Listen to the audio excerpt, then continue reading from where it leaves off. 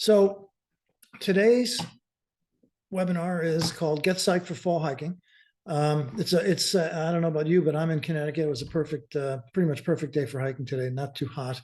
I had a miserable summer of humidity and rain, and I'm sure if you're in the Northeast, so did you. Didn't get out as much as I'd like to. So I'm really looking forward to fall. It's my favorite time to hike. And I also love winter. So this is getting to be the season for me. And thought I would kind of hopefully transmit some of that excitedness to you. So let's get psyched. Here's where we're going. Okay, so my background. I've been in the fitness business for a really long time, with big companies, with small companies, with startups, and got a lot of formal fitness training. But for me, the most exciting part of what I know about the fitness world comes from being an active mountaineer and hiker for 50 years. I've been around the world. In the slide that you can see below left is me when I was 14 with my dad climbing Mount Washington in New Hampshire. That was kind of the beginning of what set me on a path to go on to 7 continents and to be just completely obsessed with both the Matterhorn and Mount Everest, which I've been to both, climbed on both, Matterhorn 5 times. So we're going to talk about some of the experiences of that, but we're going to talk about mostly hiking and why I believe hiking is the fountain of youth, and how that in the book, we make a case for why you should be hiking. And a lot of people seem to agree with that now. And most of you know that through the pandemic, there was gyms were closed, businesses were closed, and people had this inherent need to get outside. It was really pronounced. And it's made hiking the 4th most popular outdoor activity after running, fishing, and biking. Over 60 million hikers. And for those of you who got out a bunch in the last few years, you bumped into a lot of the trailheads, the parking lots. Really, in places, the popular hikes were and sometimes very crowded. Not to say every place is crowded, because a little off the beaten path, it's not crowded. But a lot of hikers out there all of a sudden. That's doubled in the last 15 years or so, which is incredible. And accelerated rapidly since the pandemic. Many implications for what that means, but let's focus on a few things here. But I want to say something. What's fundamental to the book and to this webinar and to the work I've done in the fitness category is a belief that you can proactively change the way you age. How you age, the trajectory of your aging, how fast the decline, both physically and cognitively, is something that you can control. Now, there's a nature part of that. It's built into your DNA, but you can offset that and overcome that in many cases through living an active, healthy, fitness-oriented lifestyle. The chart on the left on this slide shows physical strength, muscle mass over the years. Age is the horizontal axis, and muscle mass is the vertical axis. You kind of peak strength-wise in your mid-30s, and then you go on a slow decline. Some people, if they're not active, they take the path of line B on the left, which is a rapid decline in muscle mass and strength, which pretty much means they age faster.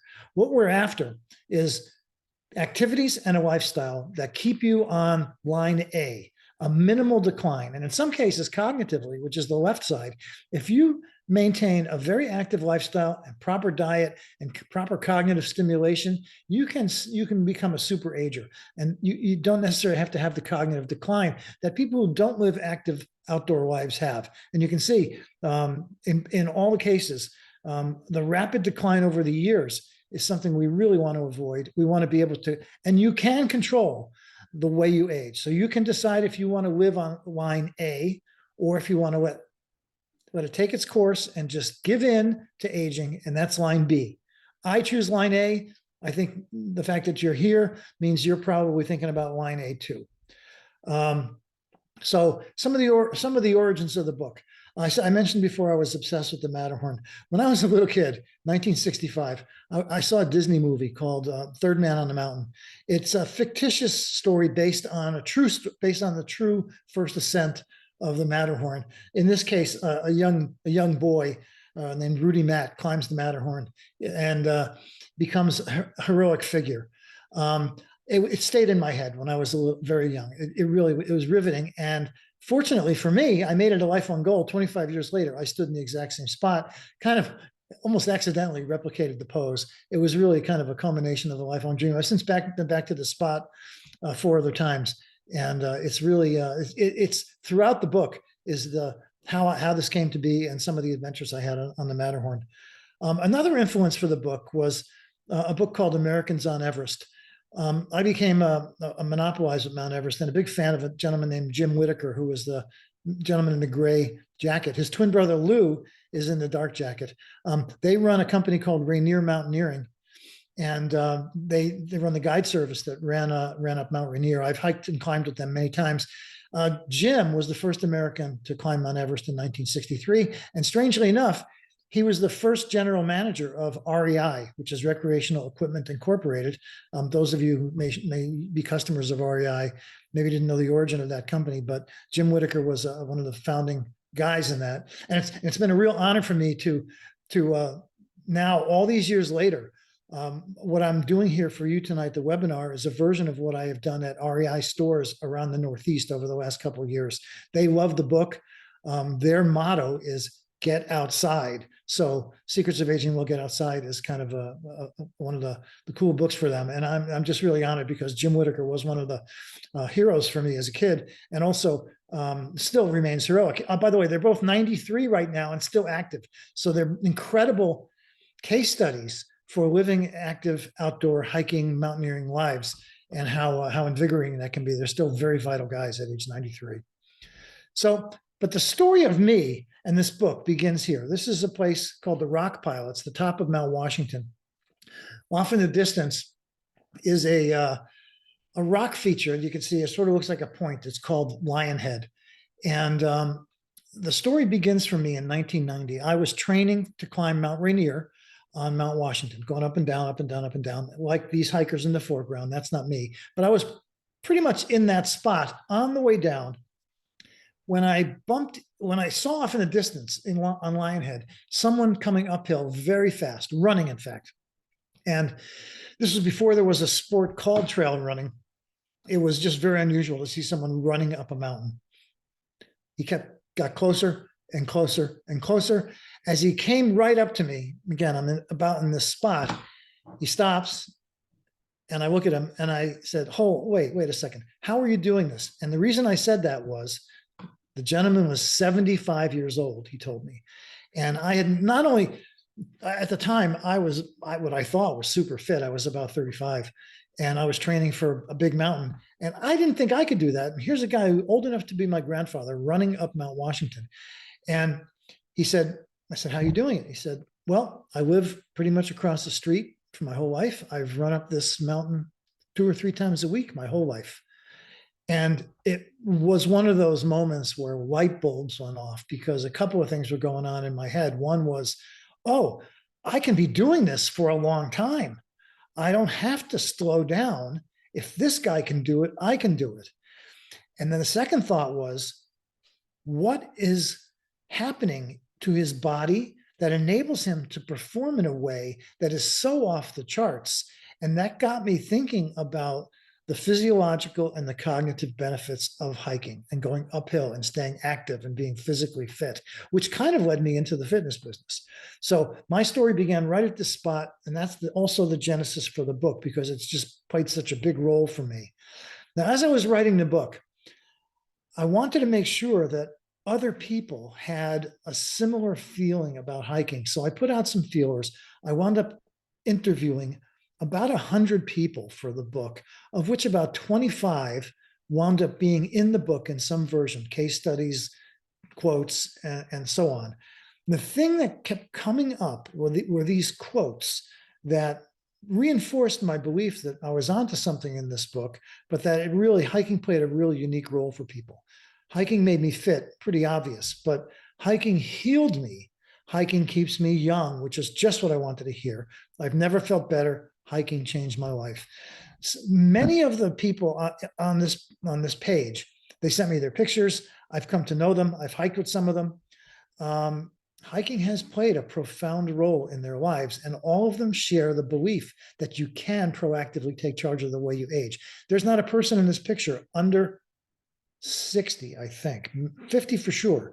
But this is a bunch of real active agers who are staying incredibly active through hiking and seeing the benefits of it both physically and cognitively. It's a remarkable thing. A question I often get asked is, can I just work out in the gym? The subtitle of the book is The Fitness You Can't Get in a Gym. So my answer is, yeah, you can, but this is a different kind of fitness. It supplements that. You can get strong, you can get healthy in a gym. You can't get what you get through hiking, which is a higher level of fitness that also does great things, not just for your body and longevity, but for your brain, your mind, your spirit, and your mood. So you can work out in the gym. I recommend a gym plus a lot of hiking. And for many, a gym is either not enough, or there's just a lot of people who are just never going to go into a gym. There's some people who just object to the gym lifestyle and the culture, and I get it, and that's why hiking is there for them. So we're going to talk about what makes hiking special and why it's gone on this uphill ride. And now there's only almost 60 million hikers. And I think it's going to continue to grow. So let's talk about what makes hiking special. Okay, first of all, by the way, if you have any questions at this point, drop them into the Q&A box. I will stop and answer them if it's relevant to this. And at the end, we can have a more robust Q&A session. I can even turn the audio on if you'd like to do that. We can talk a little bit interactively. But so first of all, calorie burn. A lot of people just like the basic reason for their physical fitness activities and hiking is to burn more calories, which means they want to eat better, eat more. And it does that. Calorie burn per hour here. You can see on a flat treadmill, you're burning about 170 calories an hour. It goes up progressively as things get steeper and as you put a pack on your back. And it goes up to, if you are on a steep hike carrying a backpack and you're on a steeper incline, you will be burning 1,000 calories per hour. That's serious calorie burn. It also creates serious appetite. But so the first and foremost thing that walking, hiking, and hiking uphill carrying a pack does is it burns massive amounts of calories, much better than a treadmill in a gym. Okay, that's the first thing to remember. Next thing is, wait, do I have a question here yet? Okay, thank you. The next thing I want to talk about is the nature of these steps and hiking. Now almost all of us wear a Fitbit or some kind of device that tracks steps. And you probably know that there's about 2,000 steps per mile. But, there's a big difference between the steps you take on a treadmill or around the house or around town and what you do when you're on a trail. And the reason is this. 99% of the walking we do is on automatic pilot. You don't think about it. The ground is flat. This taking steps are safe. And you don't have to consciously think about each step. Hiking is very different. Hiking is on uneven terrain, and you have to be careful as you step. So the interplay between your eyes and your body and your feet creates a process called dual tasking. Dual tasking is when your brain is challenged and focused as much as your body is. So if you're walking uphill on an uneven trail, you're breathing heavily, you're straining, you're maybe carrying a pack, your heart is pounding, but your brain is on fire because every step you take, you have to calculate, is the ground flat? How big should my step be? Am I going to slip? What's my next step? How high do I have to lift my leg? Am I going to trip over something? So this dual tasking process creates a phenomenal cognitive workout, which is when you combine the physical and the cognitive together, that's what makes hiking so special. And there's a lot more we're going to talk about in terms of the cognitive benefits of hiking. So again, back to the physical benefit. One of the great things you can do with hiking is you can have bursts of high intensity interval training. That's HIIT in fitness terms. And what that basically means is your heart rate goes very high and it goes very low. It goes very high and it goes very low. This red line here is my heart rate monitor on a hike I do very near my house. It's a steep uphill. I turn around and I walk back down, wearing a pack. I walk back up, I walk back down, I walk back up. So the peaks are the uphill sections. The troughs are the downhill sections where my heart rate goes down a little bit.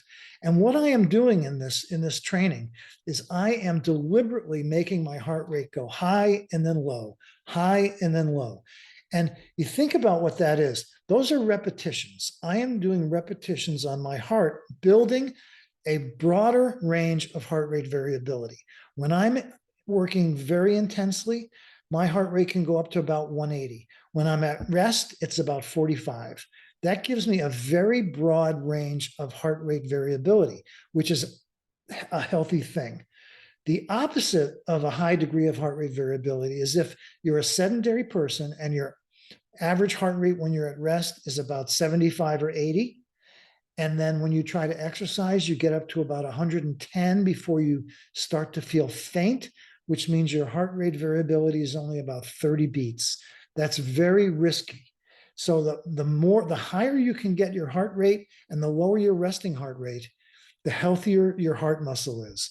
And that's one of the benefits of hiking is you can gradually get to a point where you're strengthening your cardio system in such a way that it has a high degree of variability. The fitter you are, the lower your resting heart rate will be. And the fitter you are, the higher you can get your max. So it's a really great process, this high intensity interval training. And by the way, you don't have to do this through hiking. You can do this through calisthenics. You can do jumping jacks. You can do jump rope. There's a lot of things you can do to give yourself bursts of high intensity training. It's my favorite way to train. It means you don't have to run for 2 hours. You do sequencing of high intensity interval training is more effective in many ways. So let's talk about this. What happens when you're doing high intensity interval training is a really interesting process. Your bloodstream creates a protein called BDNF. It's a key protein that's created when you get your heart rate between 60 to 75% of your maximum heart rate. Now, max heart rate is a easy to calculate number. It's 220 minus your age, roughly. So if you're 66, 115 is the target rate for 60 to 75%. Your max heart rate, if you're 66, should be about 154. 115 would get you into the BDNF rate, and anybody can get to 115. What starts to happen when you start getting into that 60 to 75% is the BDNF gets created in your bloodstream. BDNF is the building block for new neurons. New neurons are brain cells. So do you remember the thing we all learned when we were younger in school that you can't build new brain cells? Well, it's absolutely wrong. BDNF is the building block for new brain cells, and you can build them. It supports cognitive functioning, and there's this incredible interplay between your heart and your brain. So the more you work your heart, the more you're helping your brain. It's a really interesting thing. I personally look for ways to get my heart rate way up. For those of you who may be on the West Coast or closer to Colorado, there's this thing called the Manitou Incline, which I had the good fortune to do last year. The Manitou Incline is a former cog railway. You can see it on the right side here. It goes right up the side of a hill. I mean, very steep. In only 0.8 of a mile, you gain over 2,000 feet. It's 2,800 big, uneven uphill steps. And boy, I've never, ever experienced that intense of an uphill cognitive workout, but it was really, really remarkable. You don't have to go to Colorado to find stairways. We're going to talk about that. Stair climbing is one of the best ways you can prepare for hiking, but it's also one of the best ways to get these bursts of high interval training, because you walk up 100 stairs, you turn around, you walk down, your heart rate goes down, walk up again. Stair climbing is one of the best things you can do, not only as preparation for hiking, but to help your brain and your body. So yeah, Manitou Incline, really cool. And if you ever get a chance to get near Manitou Springs, I highly recommend it. It's wonderful. Let's talk about downhill. Downhill hiking actually is really important. You actually use 3 times more energy compared to uphill. It doesn't seem that way because your heart isn't pounding as much, but the muscle intensity required to keep your balance downhill, to resist gravity, to decelerate, uses different muscles. It engages your core. It requires heightened focus and balance. And downhill, because you have to constantly watch your feet or you're going to trip over them and take a big fall, requires intense brain stimulation. So downhill is actually not the time, unless, it's a very gentle downhill trail. Downhill really is the time to get to think about it as equally effective at building brain and body strength. It's a really important part of the hiking equation. And let's take a look at why. One of the interesting things about your body is that it responds to stress. The right kind of stress, by that I mean exercise, creates a stronger, healthier body. And in this case, we're talking about a process called angiogenesis. Angiogenesis is what your body does in response to high intensity interval training and strength training. What happens is you grow new capillaries. So on the left here, you see, normal capillary system. On the right, after you are fit, your system has started to get thicker and more capillaries, which means your muscles and your brain get more blood. When they get more blood, that means they get more nutrients and they get more oxygen. That's a really good thing. And so let's take a look at the left here. A 40-year-old triathlete, this is the cross section of their upper thigh. You see in the center, a bone surrounded by substantial muscle and very little fat. Middle picture is a 74-year-old sedentary person. You see a withered bone, you see a withered muscle, and a lot of body fat. However, compare that with a 74-year-old triathlete, and you see that physiologically, from this standpoint, there's very little difference. And that's because through continuous exercise, the person on the bottom has created a very robust system of blood flow, capillaries, made stronger muscles, and they get fed better. And as a result, the leg looks like the leg of a 40-year-old triathlete. And that right there in a microcosm is what we're shooting for in our whole body. This is what I'm talking about when I talk about you can defy aging. You can change the trajectory of your aging. Through an active lifestyle, you can create these kind of physiological benefits for your own body. So let's do a training tip here. A lot of people ask, what are the easiest ways to get training for hiking and get fit? Well, first of all, I always say walking. Walking is the key to everything. So taking long walks on a regular basis, really important. But at some point, you need to up the intensity. And the first and easiest way to do that is to wear a weighted vest. There's lots of different ways of getting a weighted vest. You can buy them anywhere. Amazon, a lot of fitness stores have them. Usually for beginners or women, 6 to 10 pounds is really adequate. These two weighted vests that are here are you wear them kind of snugly so they're evenly distributed across your body.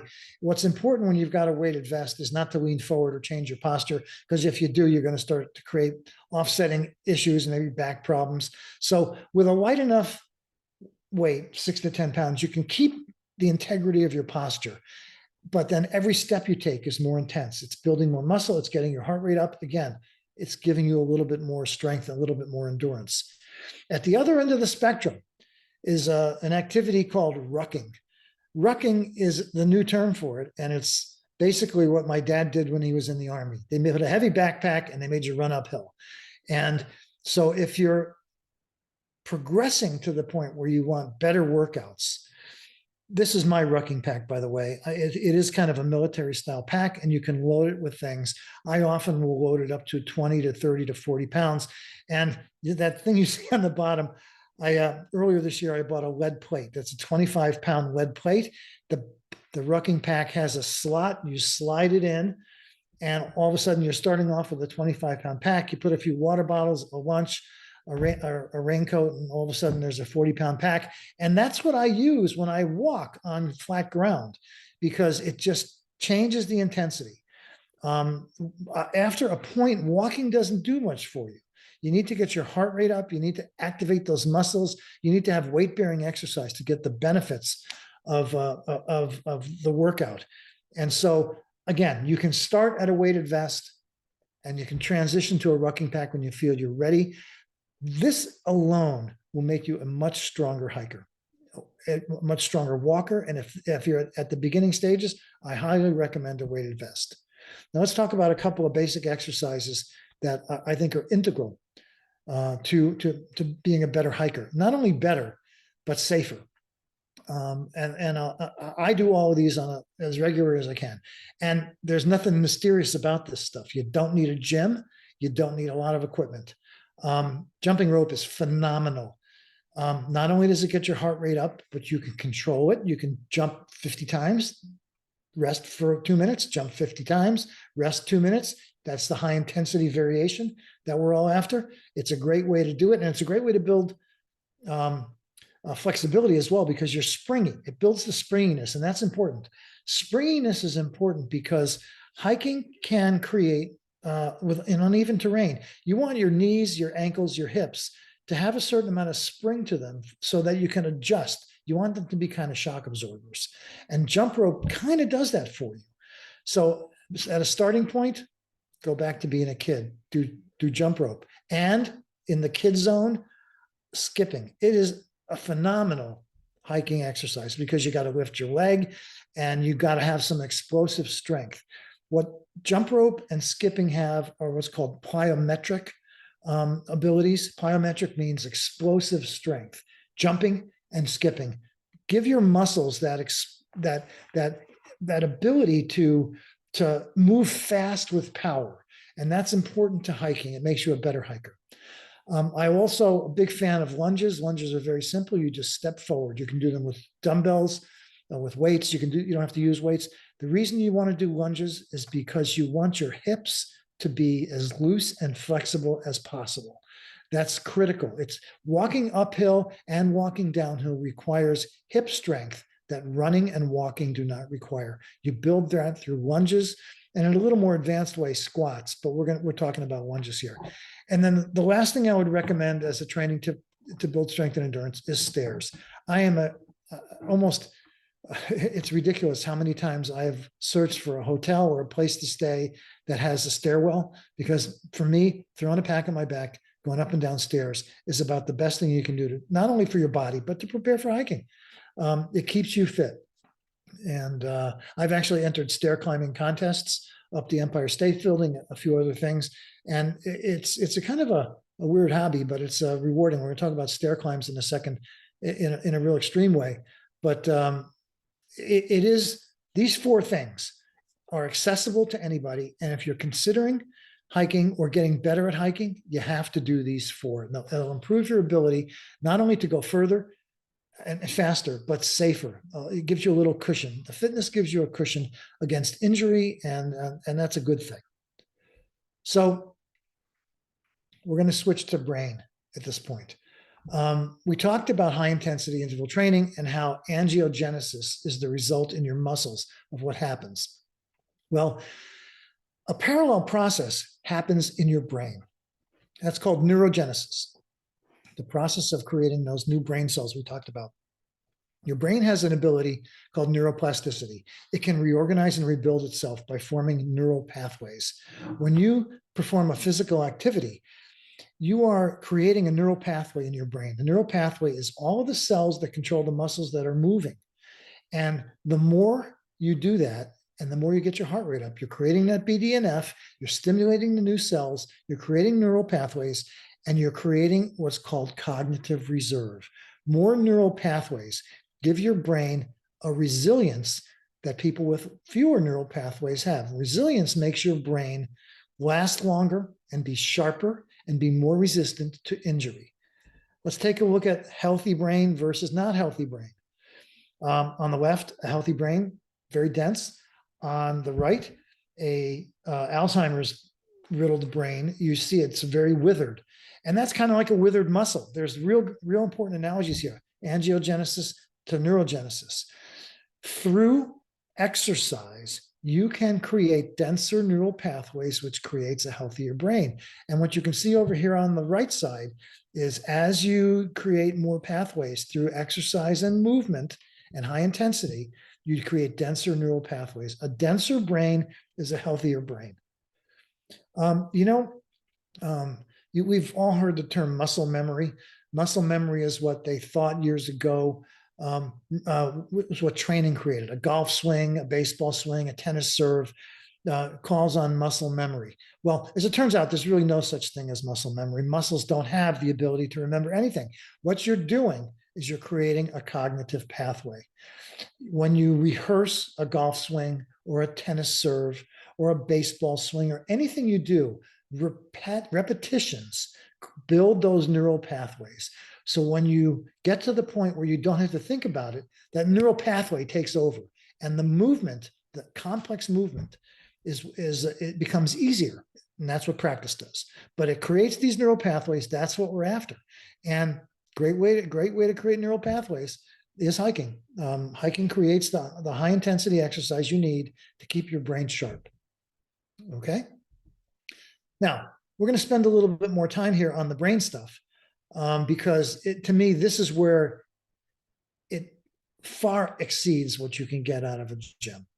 So the first thing about hiking, as you're probably aware, is that you gain a perspective on things. When you get high up on a mountaintop or a hilltop, you get the ability to see off into the distance. This is important for numerous reasons. There's a whole school of thought right now that talks about natural vision improvement that comes in part from exercising your eyes, using them smarter, and getting outside more. When you get to a place like this, your eyes are focusing off into the distance. Now, you probably know this, but your brain, your eyes are basically controlled by a complex series of muscles.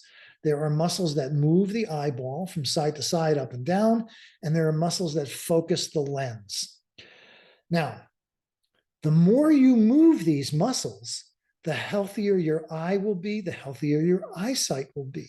The less you move them, the tenser they will be, and the more chance you have for vision problems. Now, let me give you a scenario that we've all lived through. During the lockdown, most of us spent an inordinate amount of time watching screens all day long on the computer, watching webinars, watching television, looking at our cell phone. Very, very few people spent significant amount of time outside. We were locked down, remember? And as a result, vision problems started multiplying exponentially. And that's because the world of your screens is two-dimensional. And it's indoors. It doesn't have the colors of outdoors, but it doesn't allow your eyes to move in a natural way and focus off to infinity. Focusing off into infinity is like flexing those eye muscles. Now, remember, most of you have flown cross country, right? You fly cross country, you sit in a plane seat for 5 hours, you stand up and your back is creaky, your legs are tight, and you got to stretch out a little bit. Well, staring at a screen for 8 hours a day, your eyes are experiencing the same kind of cramped, tight feeling. And that's why you've got to get outside. You've got to give your eyes the ability to look off into the horizon, look off. And you can do this at the ocean front. You can do this at the top of a tall building. You can do this outdoors. You can do this at the top of a tall mountain. You need to be able to look off into infinity and relax those eye muscles and give them the ability to use the full range of motion. You not only will you be more relaxed, but those muscles will thank you for it. And you can almost feel them thanking you for it when you're outside. Now, obviously, you get colors that you don't get indoors. And again, fall coming up. I can't wait. This is a spot in New Hampshire I'll have to go to. We're getting to this time of year. I highly recommend you take advantage of the days to get out and see the colors. And you get the blue sky, you get the colors. It's a marvelous thing. And it's important because, as I mentioned, because of screen time, myopia is on the rise. Screen tech has infiltrated our lives, and it is changing the way humans use their eyes. It's happening so fast, we're not even noticing it, but it's an epidemic right now. Limited time outdoors is not what we were made for. We are essentially outdoor beings. We're supposed to be out there. And there's this incredible onset and progression of myopia going on right now. By the way, if you're an eye doctor, it's a good time to be an eye doctor. People have eye problems everywhere. But one of the easy way to solve some of your problems, some of your tension, is to get outside more and experience this. And something even more interesting to me is how much we've lost sight of this. There's no charts here. This is a picture of the outdoor, the nighttime sky in a place that doesn't have light pollution. Now, almost all of us live in a place where there's light pollution, and lately we don't look up that much. It's foggy. It's misty. A lot of clouds. I strongly adhere to finding a place that has what's called dark skies, and there's maps of where the dark skies are, far away from cities, where you can experience what the dark sky is like. This is the ultimate view of infinity. And this is actually what it looks like when you're in a place with no streetlights, with no cars, with no cities, with no screens. It's a marvelous thing. It's really important to, and not only is it great for your spirit, but seeing a dark sky like this actually improves your eyesight because it stimulates your eyes. Your eyes are being challenged to see more, to see beyond, to see better at night. And that's an important skill set to have, nighttime vision. We don't put ourselves in situations where things are dark enough. And so again, I recommend, obviously, because of hiking, getting outdoors at night in a place where there's no light pollution. It's a marvelous experience. And if you haven't done it for a while, your jaw will drop the first time you look up and you see what the sky looks like in a dark sky area. I get out a lot. I mean, obviously, it's kind of one of my avocations is getting out in places as far as I can. This is Crater Lake. I love these expanses. I get to places, usually monthly, a place that's got a big view like this. I think it's really important. But also, it makes me feel better. I crave it. I'm addicted to it. But also, it's physiologically important. And to the point where now medical terminology has created nature deficit disorder. There is actually a problem we have in the world, and that is because of the technological change. We feel disconnected from the natural world. It contributes to a diminished use of the senses, attention difficulties, obviously obesity, and higher rates of emotional and physical illnesses. We have got to get outside more. And again, I encourage you to look for every opportunity to get to some of these places and at night, because you definitely don't want nature deficit disorder. It messes with you. So get outside. You don't have to go to Crater Lake or some extreme place. This wonderful place, not a half hour from my house, Topsmead, is a place I like to go to a lot. It's relaxing, but it's just so green. And science shows that only 2 hours a week outside in a green place can change your life. Long walk outdoors, it ups your serotonin level. Serotonin is a natural antidepressant. It ups your energy, keeps you calm, positive, focused. It's a wonderful thing. Between the greenness of the outdoor space, the blue skies, the sounds, getting outside is accessible to everyone, even people in major metropolitan areas. It's something we've got to be doing more of. Mindfulness is a very popular meditative program. Mindfulness basically involves focusing on the present, acknowledging, accepting your feelings. It's breathe deeping. It's basically meditation and paying attention to the sensations of your body. You can take a mindfulness course at many spas, many locations. You can spend $100 for a 30-minute session to learn how to relax and get your mind focused. And that works for some people. It doesn't work for me. I'll tell you how I get my mindfulness. A hike. And the thing about a hike is this. You get that focus. Everything about a hike sharpens your senses. The light is better. The sounds are better. You feel a deep presence of life. And because you're breathing heavily, you're focused on your bodily sensations. And it's not just a 20 or 30-minute session with an instructor in a spa. You're outside experiencing the world for 3, 4, 5 hours. The intensity of the mindfulness effect that you get from a good outdoor hike in a wonderful spot is exponentially greater. And if you tried mindfulness with a coach in a clinic and it doesn't work, I highly recommend you try hiking. It's so much better, so much better. So the mindfulness aspect is there. Now, should you hike in the rain? The answer is, of course you should. Yes, there's no such thing as bad weather. There's just the wrong clothing. Is kind of a joke that we have in hiking world. But I just want to tell you a story about this place that I go to a couple times a year. It's in New Hampshire, called the Flume. The most intense physical and sensory experience I had in a long time was being in the Flume during an extremely heavy thunderstorm rain. Now there's two waterfalls in here. There's a stream that comes through that. It echoes lightning and thunder. But also the amazing thing about being outdoor in the rain is this thing called petrichor. I'm sure you know what this is. You basically didn't know it had a name. It's the distinctive earthy odor that you get when you're outside in the rain. It's a combination of the water interacting with the bacteria on the leaves and in the ground. It creates this smell in the air that is really incredibly invigorating. And at the same time that's happening, the petrichor is getting into your senses.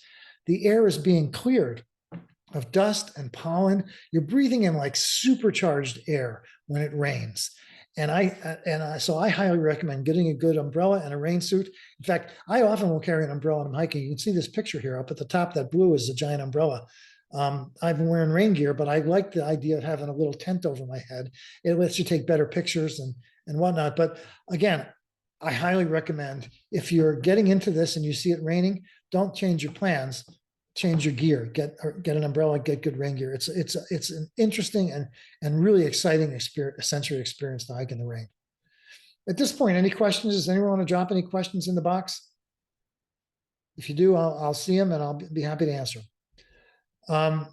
So let's talk about challenges. The other thing that's great about hiking is it teaches you important lessons about life. Overcoming challenges is one of those important lessons. Basically, the way you solve big problems in any endeavor is you break it down into smaller pieces and you do it step by step. This is a spot on one of my favorite mountains, Mount Monadnock in New Hampshire. It's at the upper part of it is a very steep, rocky climb, and it looks kind of daunting when you're at the bottom of it. But when you look up, you say to yourself, well, I can do the first 50 feet, and you do that, and then you do the next 50 feet, and before you know it, you're at the top of this 1,000-foot rock cliff, and you feel this incredible sense of overcoming a challenge. That directly translates to how you live your life. You feel confident that you can overcome whatever you face in life. Now, something that occurs in the mountains in these situations is the concept of a false summit. The false summit is basically, because we're very small and mountains are very big, when you're going uphill, you often think you're headed to the crest of a ridge or a peak, and you get to the top and you realize the first crest was hiding the real top of the mountain. And there's a feeling of overwhelming sometimes that, oh my God, I thought I was done, but I'm not. I've got that much more to go. And this false summit concept is something we experience every day in life. You think you're done with something at work, you think you're done with a task at home, and you discover you're not. Well, that's just the way the world works. In the physical world, you've experienced these false summits as well. And being able to overcome them, finding the mental strength, is, again, directly translatable to how you live your life. When you are able to overcome false summits in the physical world, you can overcome them in your job, in your family, in your home. It becomes almost a second nature. So I want to take you through one of my favorite false summits. There's this place called the Franconia Ridge in New Hampshire. It's really a marvelous hike, but it's a long mountain ridge and it's got 3 false summits. The top left there is the altitude measure of the Franconia Ridge, and the green line is altitude. So each of the arrows is a spot where you think you're excuse me, where you think you're getting to the top, and then you get to the X and you go, oh my God, I'm not there yet. So in the 2 pictures, the below left and on the right, the X is the same spot. And so you can see on the right, you're getting to what you think might be the end of the top of the ridge. And you get up there and you look on and you see, no, you're not at the top. You've got a long way to go. And but you're there and you have no choice. You can't just say, I quit. You have to either turn around and go down, which is also difficult, or you go up the next ridge. That's an important learning experience. It gives you the confidence to overcome almost anything. And again, this is the same spot from a slightly different angle. 1 and 2 are false. One is a false summit, two is the real summit. But when you're on one, you're just about there and you're thinking you're on two, but you're not. And you see about a mile away is another one. And again, it is an important lesson to learn in the physical world because you're going to face that all the time. And I just love these analogies from hiking and climbing into the way we spend our lives. They're everywhere. And another one is this concept of comfort zone. In the book, I talk a lot about this concept. The comfort zone is something that those of us who accept risk get used to. And I'll read you an excerpt from the book. Your life shrinks or expands with your willingness to accept risk, to stretch the limits of your comfort zone. It expands exponentially if you seek the transformative power of a crucible. And so a comfort zone is a nice protected place, right? You're safe, you're unstressed, and that's the starting comfort zone, lower left here. But it's also complacent and there's no growth when you're in your comfort zone. Let me ask you all, I wish we were all in a room together, I could interact with you on this, but how many of you are spending more than an unusual amount of time in your comfort zone? How many of you are stretching out of your comfort zone, past some of that initial fear and discomfort? You get an expanded comfort zone. The more you do it, the more you learn, and your comfort zone starts to grow. It becomes a habit to constantly stress yourself. And the more you stress yourself, the more growth you get. You have to, at some point, become comfortable with how much you can stress yourself because you don't take stupid risks. But getting out of your comfort zone gives you an incredible amount of confidence. And I would encourage you to do it. And I'll tell you, I've made a lifetime of not being in the comfort zone. In my professional life, I don't like to be comfortable. And in my hiking and climbing world, I don't like to do it either. I've always looked for ways to stretch myself. And I'm going to take you through a couple of case studies. When I was younger, I had the opportunity to go on some expeditions in Antarctica. And Antarctica is a pretty remote place. On this particular expedition, I was with 3 other guys. So there's 4 of us who were dropped off on a glacier about 200 miles from the nearest human beings to climb Mount Vincent, tallest mountain in Antarctica. And so you learn a degree of self-reliance in a situation like that. But that was merely getting out of the comfort zone. For me, I had to go through the process of a crucible. A crucible is when you go through a real trial that is really risky, and you get more growth out of it. The closer you come to danger, the more invigorated you feel, the more learning it is. And you have to learn where that line is for you. But when I was in my 30s, I had a very high tolerance for risk. So we're on Mount Vincent. We had a rest day. And I decided I wasn't going to use my rest day. I was going to do a solo climb of a unknown, unclimbed ridge, which is where the X is. So I trudged up the glacier to this spot down in the lower right, and I walked along this ridge by myself to the spot where here you can see my boot hanging over the ridge on a spot here, completely by myself.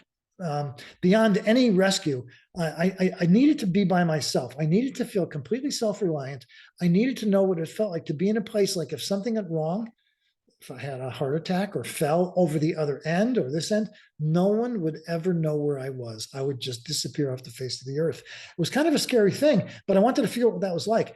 And I sat on that spot for about an hour. It was maybe 40 below zero. I was completely warm because I was protected with the right equipment, but I sat there just absorbing the fact that I was beyond rescue. No one knew where I was. And I eventually trudged down. And I have to tell you, I think of this event regularly. I don't want to say daily, but regularly when I need to get my confidence up or get reminded of how far I can push myself. I think of this. And it gives me strength to know that I've done that. So again, my comfort zone was different than most of yours at one point. It's much smaller now, but knowing how to push yourself and where your limits are is an important thing, and it builds this self-reliance. I still do it, just in a different way. And there's this trail in Huntington Ravine, Mount Washington. It's considered the hardest hike in the Northeast. And I do it every year just to make sure I still can It's important. On the left, that's me in 1982. And on the right, this is me last summer on the head wall of Huntington Ravine. That little arrow off to the top right is where I was standing in the left picture. But I solo climb this ridge every year just to prove that I can. I like the feeling of self-reliance. I like the feeling that I'm not giving into aging. At some point, I probably won't be able to do this, but I'm not there yet, and I intend to keep doing it until I can't. Now, I look for these opportunities everywhere, and you don't have to go into remote locations. I want to tell you about something I just did. It's crazy in a way, but it was another issue, another case of trying to build my self-reliance and my ability to be confident in the physical world. So, not all these challenges have to take place in the remote places. Now in Manhattan, they have built the seventh tallest building in the world. It's called Hudson Yards. It's got a point on it. And what they built into it is this insane, crazy thing, which is called the Edge, where you can come out of the building here and walk up along the staircase on the outside of the building, 1,270 feet up, and come out on another platform that is at the tippy top of this building. And when they first announced it, a mountaineer looks at that and goes, I got to do that. Well, I really wanted to do it. And so a couple of weeks ago, I was able to finally do this thing. Let me show you what it looks like. The staircase on the left is what it looks like. Literally, you're on the ridge. There's a handrail. You're harnessed in. You really can't fall even if you tried. But you are literally almost 1,300 feet above the street, right over your right shoulder, looking down with no guardrail, no anything. And then you get to the top, and you're literally taller than the Empire State Building. It's called the City Climb. I just did it last week. I was very excited to do it, and I'm on cloud nine because I just got to do something where not only it's pretty extreme, and I conquered the mental challenge because it wasn't that hard physically. It's the steps aren't that difficult. I mean, it's steep and it's exposed, but it's more of a mental challenge of keeping your focus on the fact that you're not going to fall off there. You're harnessed in, but you're also almost 1,300 feet off the ground. It was pretty cool, and I'm still kind of on a little high from doing it. So I thought I would show you some pictures from it. If you happen to find yourself in Manhattan, give it a shot. If you're at all interested in doing something really extreme without having to go far away, it's really cool. But again, to the point about you don't have to go to the extremes that I've gone through. The thing I like to tell people is find your own peak. There's something for every level of ability. You can start small. You can work your way up to Colorado 14ers. It builds self-efficacy, confidence, and grit. Find your own peak. That's what I advise people. I also advise people to forget this concept of the fear of missing out by looking on social media and seeing your friends doing wonderful things. Go out there and create some excitement for yourself.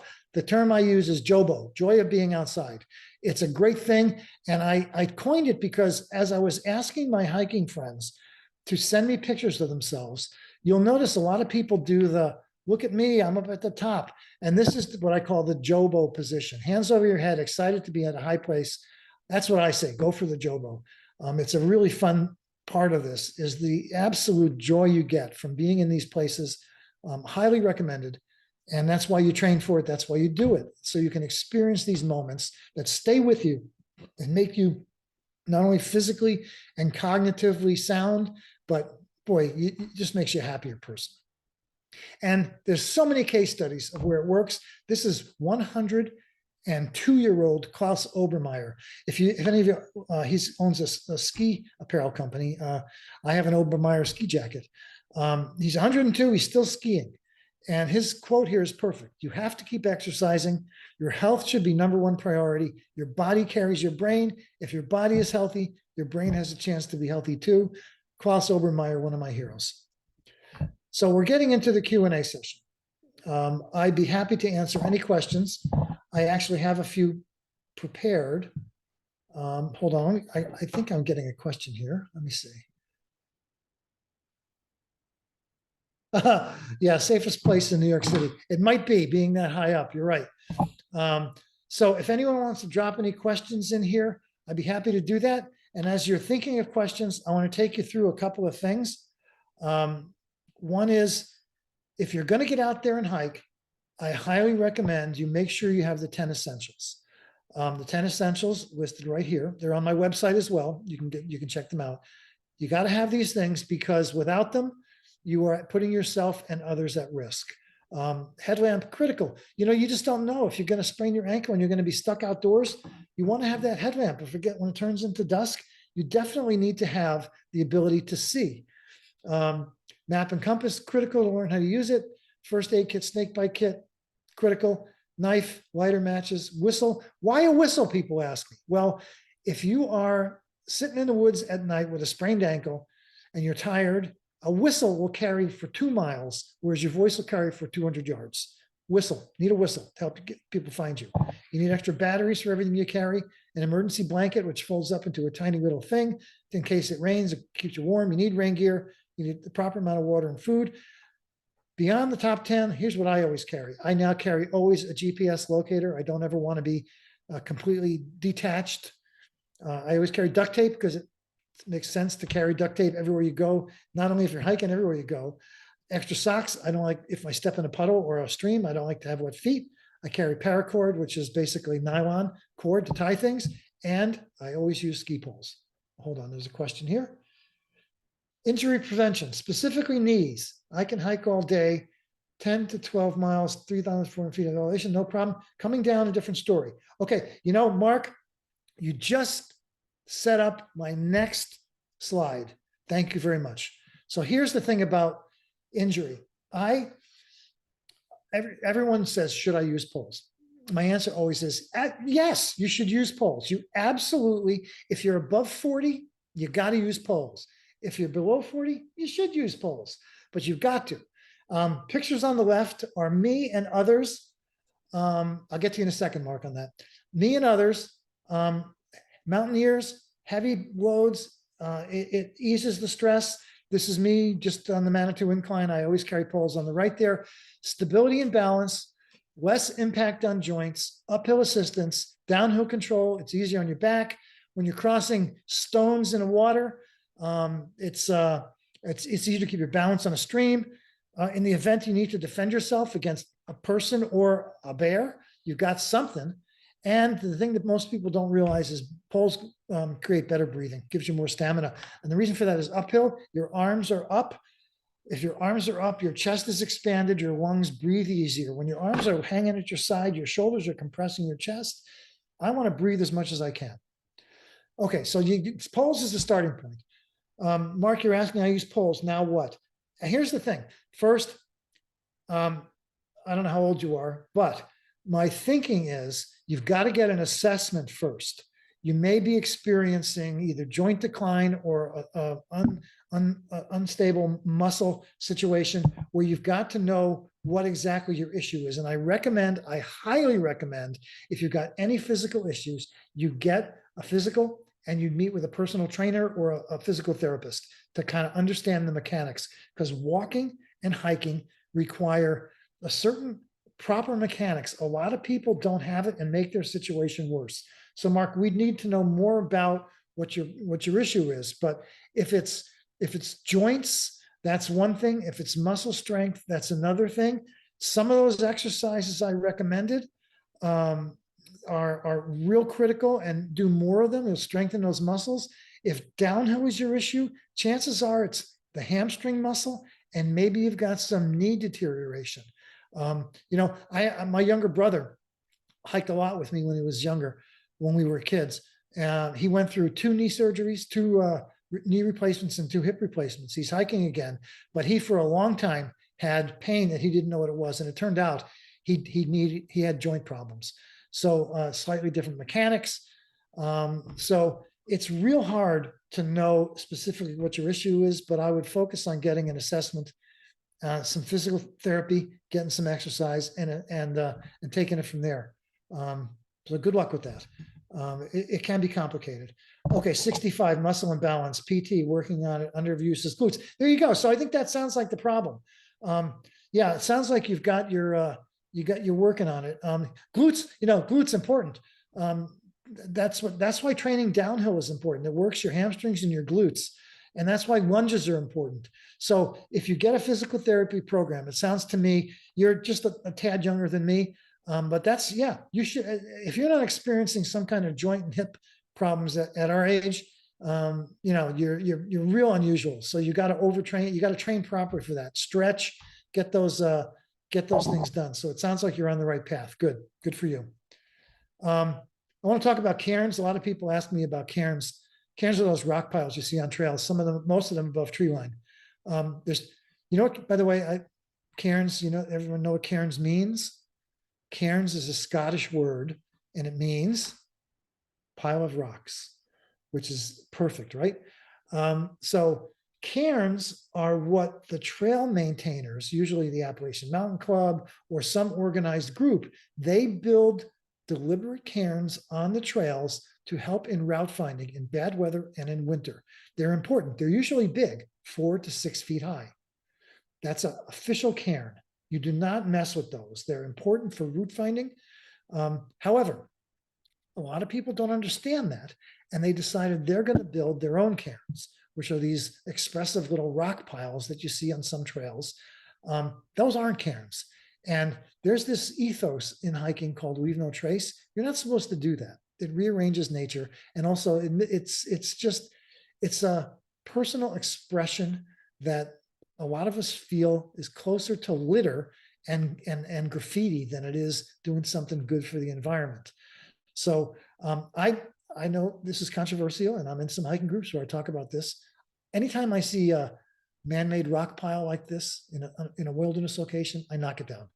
Anytime I see these friendly they're called friendship rocks, I either carry it out or I throw it deep into the woods where nobody can see it. This is not leave no trace. Those of us who are long-term outdoor people, we respect the outdoors. Cairns are important, but these things are not cairns, and they're basically defacing nature. So my strong recommendation for those of you who have outdoor tendencies is to be aware of the difference between a real cairn and these personal expression statues of rocks, piles of rocks.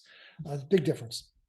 So anyway, that's all I got for you. I'm happy to answer more questions. I think I got a few more here. No, I don't. But that's where we're at. I am accessible through my website, through social media, and my email address here. I'm happy to answer any questions after the fact. And that's